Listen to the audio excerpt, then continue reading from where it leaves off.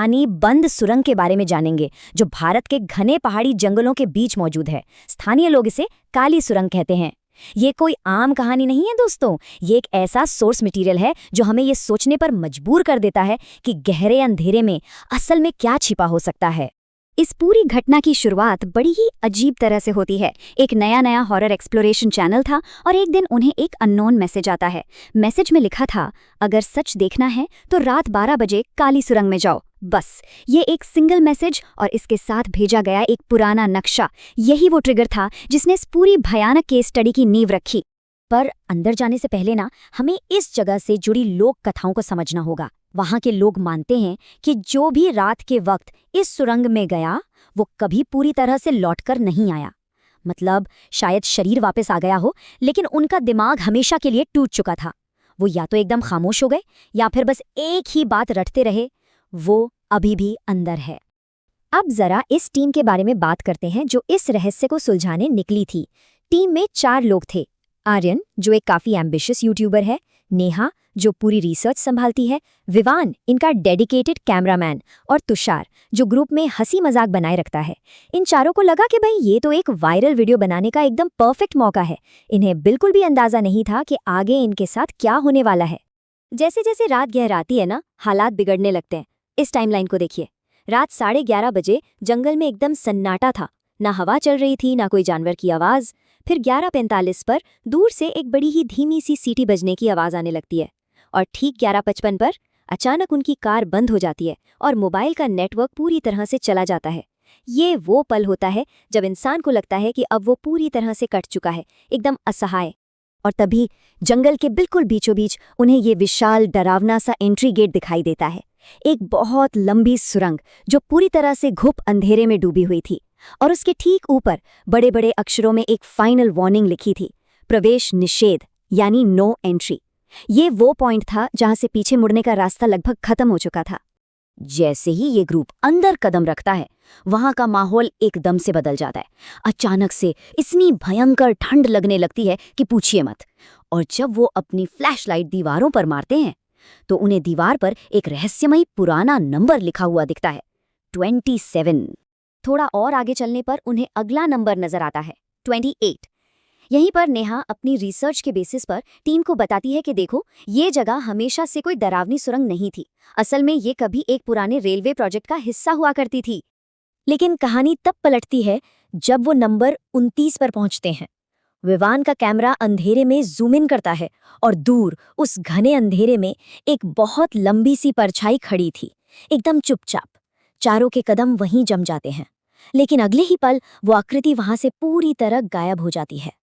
तो अब यहाँ सबसे बड़ा सवाल ये उठता है कि आखिर इस रेलवे कंस्ट्रक्शन को इतने अचानक क्यों रोक दिया गया था? किसी के पास इसका जवाब नहीं था। और इससे पहले कि वो कुछ और सोच पाते, सुरंग के उस गहरे अंधेरे से एक आवाज गूंजती है, वापस जाओ।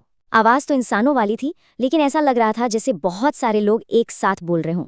डर के मारे वो भागते हुए एक पुराने धूल भरे कंट्रोल रूम में घुस जाते हैं और यहाँ से चीजें सच में आउट ऑफ कंट्रोल हो जाती हैं। कमरे में बिजली नहीं थी, फिर भी एक पंखा अपने आप घूम रहा था। अचानक कमरे का दरवाजा जोर से बंद हो जाता है। बाहर से बहुत धीमी भारी कदमों की आवाज आने लगती है और फिर दरवाजे पर 3 जोरदार दस्तक होती हैं, ठक ठक ठक। उसी कंट्रोल रूम की एक टेबल पर नेहा को एक पुरानी डायरी मिलती है जो इस जगह का असली सच खोल कर रख देती है। ये कोई नॉर्मल सुरंग नहीं थी, ये था प्रोजेक्ट टनल 47, एक ऐसा क्लासिफाइड रेलवे प्रोजेक्ट जिसे रातों रात सील कर दिया गया था। क्यों? क्योंकि वहां काम करने वाले मजदूर रहस्यमयी तरीके से गायब होने लगे थे और अजीबोगरीब घटनाओं की शिकायतें आ रही थीं।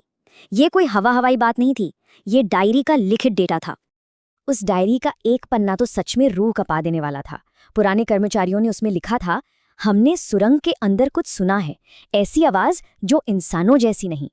जरा इमेजिन कीजिए उस वक्त उन मजदूरों ने किस लेवल का खौफ महसूस किया होगा जो आज ये 4 दोस्त फेस कर रहे थे। जब विवान हिम्मत जुटाकर वो दरवाजा खोलता है जिस पर अभी दस्तक हुई थी, तो बाहर कोई भी नहीं होता, लेकिन दीवार पर ताजे लिखे हुए ये खौफनाक शब्द जरूर मौजूद थे, तुम्हें अंदर नहीं आना चाहिए था। ये एक बहुत ही क्लियर वार्निंग थी कि अब वो वहां अकेले बिल्कुल नहीं है। इस वार्निंग को देखकर चारों तुरंत डिसाइड करते हैं कि बस अब यहां से भागना ही ठीक है। लेकिन जैसे ही वो पलटते हैं उनके पैरों तले जमीन खिसक जाती है। सुरंग पूरी तरह बदल चुकी थी। जहां से वो अंदर आए थे वो रास्ता ही गायब हो चुका था। उसकी जगह अब सिर्फ एक ठोस ईंटों की दीवार खड़ी थी। सोचिए, एक ऐसी घुटन भरी जगह फंस जाना जहां से बाहर निकलने का रास्ता ही मिट चुका हो। एकदम पैनिक वाली सिचुएशन। और इसी घुटन भरे माहौल में अचानक वही सीटी की आवाज फिर से आने लगती है, और इस बार बहुत करीब से। नेहा जब फ्लैशलाइट घुमाती है तो सामने एक आदमी खड़ा था। डायरी के हिसाब से यही वो सीटी बजाने वाला आदमी था, पुरानी रेलवे यूनिफॉर्म पहने हुए, और उसका चेहरा अंधेरे में पूरी तरह धुंधला था। सालों पहले यही वो एंटिटी थी जो मजदूरों को अंधेरे में बुलाती थी, और अब वो धीरे धीरे हाथ उठाकर इन दोस्तों को अपनी तरफ बुला रहा था। तुषार जैसे ही हिप्नोटाइज होकर उसकी तरफ चलने लगता है, आर्यन उसे तुरंत पीछे खींच लेता है और उसी सेकंड वो आदमी गायब हो जाता है। लेकिन असली खौफ तो अब शुरू होना था। अचानक एक ही झटके में सुरंग की सारी पुरानी और खराब पड़ी लाइट्स बड़ी जोरदार आवाज के साथ जल उठती हैं, और उन जलती हुई लाइट्स के बीच पूरी सुरंग में एक पुरानी गूंजती हुई अनाउंसमेंट की आवाज छा जाती है। ट्रेन प्लेटफॉर्म 47 पर आ रही है।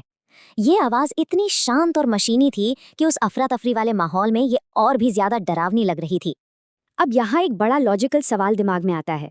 एक पुरानी, बंद और मृत पड़ी सुरंग के अंदर कोई रेलवे प्लेटफॉर्म कैसे हो सकता है? ये तो फिजिकली पॉसिबल ही नहीं है। लेकिन वहाँ जो कुछ भी हो रहा था ना, वो हम इंसानों की समझ से बहुत परे था। इसी अफरा तफरी के बीच सबसे भयानक चीज हो जाती है। विवान अचानक गायब हो जाता है। जमीन पर सिर्फ उसका गिरा हुआ कैमरा पड़ा मिलता है। जब वो लोग उस रिकॉर्डिंग को चेक करते हैं तो उसमें सिर्फ विवान की आखिरी आवाज कैद थी, कोई मुझे बुला रहा है। मतलब उस सीटी बजाने वाले आदमी का लालच अपना काम कर चुका था। ये दिखाता है कि डर कैसे इंसान को पूरी तरह अपने कंट्रोल में ले लेता है। आर्यन और नेहा पागलों की तरह विवान को ढूंढते हुए सुरंग के बिल्कुल एंड तक पहुंच जाते हैं, और वहां जो उन्होंने देखा, उनकी आंखें फटी की फटी रह गईं। उनके ठीक सामने एक बहुत बड़ा, पूरी तरह से रोशन रेलवे प्लेटफॉर्म था। Platform number 47। दुनिया के किसी भी रिकॉर्ड में इसका नाम तक नहीं है। ये जैसे रियलिटी और किसी अनजान दुनिया के बीच का हिस्सा था, जहां अंधेरे में एक पूरी तरह से खाली ट्रेन खड़ी हुई थी। जब आर्यन हिम्मत करके उस ट्रेन के अंदर कदम रखता है तो देखता है कि अंदर सारे पैसेंजर्स बिल्कुल शांत, सिर झुकाए बैठे हैं। लेकिन जैसे ही आर्यन अंदर आता है, वो सब के सब एक साथ अपना सिर उठाते हैं।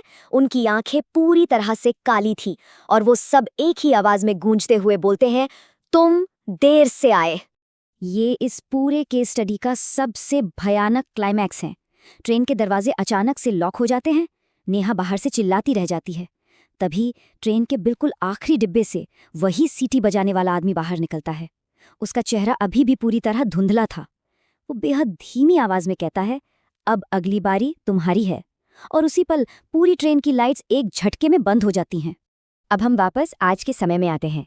अगली सुबह लोकल पुलिस को जंगल के बाहर सिर्फ एक चीज पड़ी मिलती है। वो था विवान का कैमरा। बाकी चारों दोस्तों का कोई नामो निशान नहीं मिला। कैमरे की उस आखिरी फुटेज में सिर्फ वो खाली प्लेटफॉर्म दिखाई देता है और दूर से आती हुई सीटी की आवाज, जो धीरे धीरे अंधेरे में फेड हो जाती है। ये कैमरा ही इस पूरी घटना का इकलौता सबूत था। लेकिन रिकॉर्डिंग के बिल्कुल खत्म होने से ठीक पहले कैमरे पर एक आखिरी मैसेज फ्लैश होता है, जो हमें इस सवाल के साथ छोड़ जाता है, क्या प्लेटफॉर्म 47 आज भी वहां मौजूद है? क्या वो सीटी बजाने वाला आदमी आज भी अंधेरे में किसी और का इंतजार कर रहा है? आज के इस विश्लेषण में बस इतना ही। इस रहस्यमयी केस स्टडी और इन सवालों पर जरूर विचार कीजिएगा।